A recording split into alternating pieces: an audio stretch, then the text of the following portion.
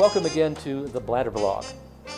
We have a lot of interesting people we interview on this Bladder blog, and they are, at this point, they have all been in the book. And we have the other urologist that I interviewed for the book, and his name is Dr. Joseph Dankoff. He works out of Akron, and we're very lucky to get any medical professional for any more than a few minutes. So we actually can have a pretty good amount of time with Dr. Dankoff today. Welcome to the Bladder blog, Dr. Dankoff. Thank you. Happy to be here. Great. We appreciate your time. As I told the people, you're one of the two urologists in the book, and the neat thing is I was able to get some time with you because you happen to be my nephew. I think that's really fantastic. But what we're going to do is a little bit different.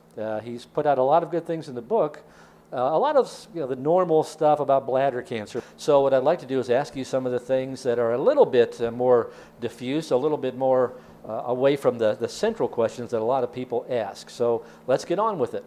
And one of the first things I want to ask you is the incidence of bladder cancer on the rise, or is it staying the same? It seems to be staying the same. It hasn't really risen. There had been issues in the past with workplace exposures, and you do an excellent job in your book at talking about that. And we in Akron had a great instance of that many years ago when the the tire building industry exposed workers to occupational hazards, and there was a very high incidence, not only in Akron but in other places in the country, and that has really tapered down. Despite our best efforts in this country to cut back on the amount of cigarette smoking that's occurring, that hasn't cut back as much as we would like. So I don't necessarily would say that the bladder cancer incidence is decreasing. People, I think, are more likely to come in and get things checked out than may have been in the past. So maybe the incidence might be rising, but it may have been disease that would have been undiagnosed in the past. So since you actually get some very intimate looks at this disease, is the disease looking the same medically, or is it looking more severe? No, I would say that we're still dealing with mostly superficial bladder cancer, and fortunately the minority of cases are the more highly invasive or muscle invasive disease that is much more nasty to deal with. That's the ones that get you. Yeah. We talked about smoking. Do you think marijuana has any more of an influence or as much of an influence as smoking does? You know, I don't know of any studies that talk about marijuana usage. I mean, those are kind of hard studies to get government funding to be able to pay for. Maybe in Colorado they might be able to get a study like that going nowadays, but I'm not aware of marijuana use being an added risk factor. Mm-hmm. Even though it's still smoke? Is that the same type of smoke? Well, it is still smoke, but you raise a good point, because what's the causative factor in the smoke? Is it the tar? Is it the nicotine? Is there some other factor we don't know about? And nobody really knows exactly what it is that is in cigarette smoke that causes the cancerous change. An interesting thing to me is that we're continually trying to make smoking more inconvenient for people. And now we're trying to legalize marijuana. So are is smoking cigarettes going to be the same impact as smoking marijuana cigarettes, since they're both smoke? Right, and so is there some kind of causative agent in the smoke itself, or is there some other factor going on? And I have to admit, I'm not aware of anything uniquely risky with marijuana usage. So if you had a marijuana user that wasn't also a cigarette smoker, what's their relative risk compared to somebody who's just a cigarette smoker? Right. I don't know that that's been studied conclusively. But it may be worth a look at. Oh, I would definitely think so. We see disturbing accounts of people who have not been smokers, they've never been around smoke, no chemical use, but they've still gotten and even died from bladder cancer. Any thoughts on that? These are difficult cases. My first year in practice, I had a woman who was 28 years old, hadn't touched a cigarette in her life, was a runner, spectacular state of health, and she had a little bit of microscopic blood in her urine, and I can remember telling her, well, I have to look in your bladder. I know I'm not going to find anything, and I have to look in just because I have to do it, and then we say we did it. And she had a tumor in her bladder. Took it out, it never recurred, and she lived happily ever after. But that woman had never ever been exposed to cigarette smoke. Now, could she have been exposed to secondhand smoke that she was unaware of? Well, I'm not so sure of that. I mean, people remember their exposure to secondhand smoke. My grandfather, your father, I can remember being a little kid in the house and blowing all of his cigarette, blowing all those those unfiltered cigarettes that he used to smoke, big clouds of smoke. I could remember that now, 40, 50 years later. So people remember when they've been exposed to a significant amount of secondhand smoke. That's a good point, yeah. One of the things I've been finding is a couple of new procedures. One of them is a European procedure. I was wondering if you had any information and any thoughts on a thing called gene expression profiling.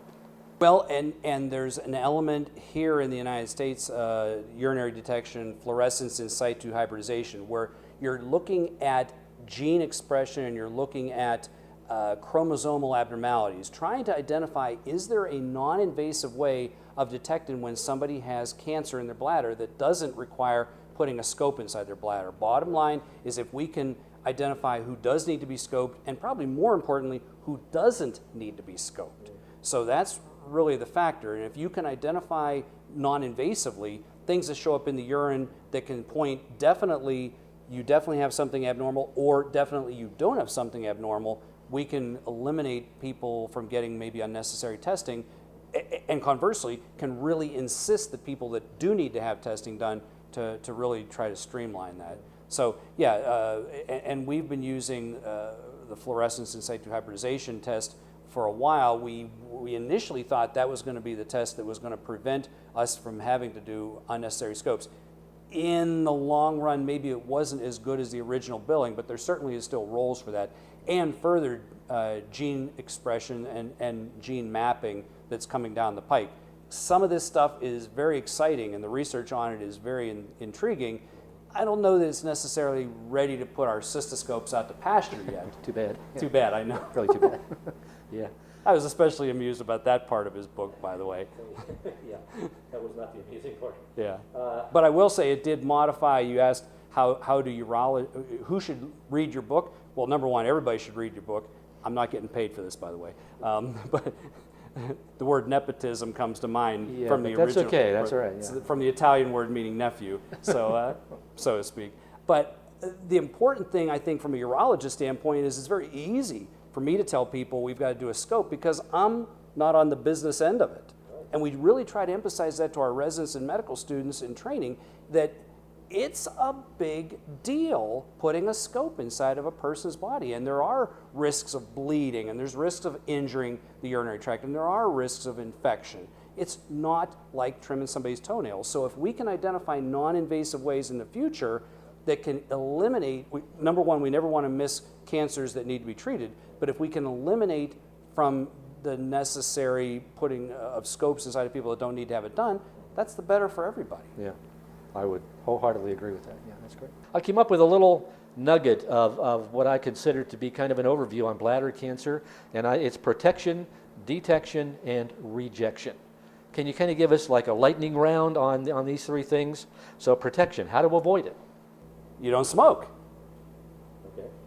And you don't... And if you pee blood, you tell somebody about it. Yeah, yeah, that's right. And you go for your annual checkups, and you eat healthy, and you maintain a healthy lifestyle. So you do the things you can do as a person, as a patient, to keep from ever being in a position. We talked about before about the people who've never smoked that get cancer anyway. Right, that happens. But it doesn't happen nearly as often as the people who smoke and putting themselves in harm's way. And put themselves in harm's way. Right? Okay, what about detection? How do you discover it early? Can you discover it? Well, promptly notifying your primary care physician and going in for specialty evaluation when you have visible blood in the urine, when you have urinary symptoms, burning, difficulty emptying your bladder, getting it checked out, not just saying, well, it's something I'll just kind of learn to live with. Mm-hmm. Is it hereditary? No, there does not seem to be a strong hereditary component to most cases. I've never asked that question. Yeah. Okay, and the last one is rejection. How do you help your body reject it once you've got it? Well, I will tell you that this week I had a patient give me a brochure for something that she was sure I knew nothing about, and it was about the dietary management of things that involved with bladder cancer. And I said, well, it just so happens I do happen to know something about that. Now, what I also will say is I know just enough to know how much I don't know about this. So you want to be proactive and eat healthy and drink plenty of fluids, as you talk about in your book. But I think that the whole field of dietary management and nutrition is just going to explode, and we're going to really, I think of this in terms of the way things were in the 1700s, when how are we going to get rid of infections? Well, maybe if the doctors wash their hands between patients, it might cut down on infection. That was foreign thinking 300 years ago. Now we wouldn't dream of doing anything other than that. So I think that the whole concept of eating right and eating healthy and having the proper nutrition and the proper all that stuff, all the organic and all that stuff, all the organic input, and then when you do come down with the disease, to consult people, as you've talked about in your book, and I'm not going to put a plug in for the company that, oh, that's your job, but to consult the people that are in your book about getting the proper nutrition and getting the proper supplements. Those are all things. I look at it in terms of belts and suspenders. You may not need them both to keep your pants up, but using one doesn't negate the effect of the others. So maybe doing everything you can to help. Here's an interesting question. How do you, as a urologist, protect yourself? Who examines the urologist? Well, I go to my annual exam with my annual checkup with my primary care physician. My father died of a gastrointestinal malignancy. I've now had 3 colonoscopies, and I've been clean every time, knock wood. I pee in a cup, and they make sure I don't have any blood in the urine. And I've had my PSA tested, and I've had my prostate checked, and my heart's beating, and everything's good, and I get my annual checkup too. My wife is an excellent cook, and we eat healthy as we can, and I don't smoke. So, you know, you gotta walk the walk if you're going to talk the talk. Exactly. I'm just checking on you. So yeah. Great. One of the things I think we all see are the changes in the medical system, and I think the medical system is kind of going down a little bit based on a lot of government intervention. How do you see all that? Do you see problems coming? How do you see the next 10 years, say, of the medical industry, of the medical community in the United States? Well, if you're asking me how I think everything is going to go down with Obamacare, I think my answer to that question is I have no idea, because the guys in Washington have no idea. They're changing the rules every day on that. I definitely think there's going to be more intervention. I think that there's going to be more oversight. We, as physicians, are going to have to prove that the tests that we're ordering really need to be done. Now, having said that, it's not all bad, because there is a lot of variability in medical tests that are ordered and the practice that's done, and it's not all good. I'm not sitting here saying that every medical professional in this country practices perfect medical care and that they order the tests that are only necessary.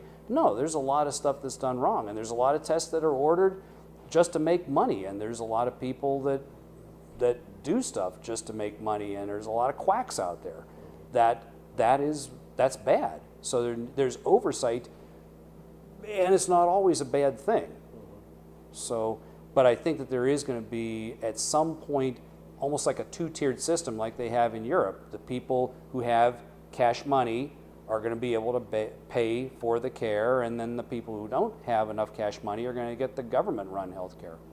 So I've had people that have gone and experienced health care in Europe, and when they get back to the United States, none of them that I've talked to wish that we had things the way that they had there. The Canadian healthcare system is great if you don't get sick. The Canadian healthcare system is a great place to maintain the well, healthy people that just need to have annual checkups. But if you get catastrophically sick, it could be a problem. A lot of waiting periods. Yeah, waiting periods. I mean, the healthy Canadians that can afford to come to the United States, the northern cities in the United States, they've got a lot of Canadians there who pay cash money to have their treatment because they can't wait.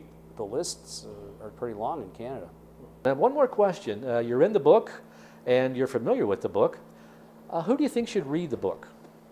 I think that, this book is really great. And by the way, for everybody out there, if you think that he's putting this on, like, nobody could be this irreverent and nobody acts like this in public. He's just putting this on. This is just a sham.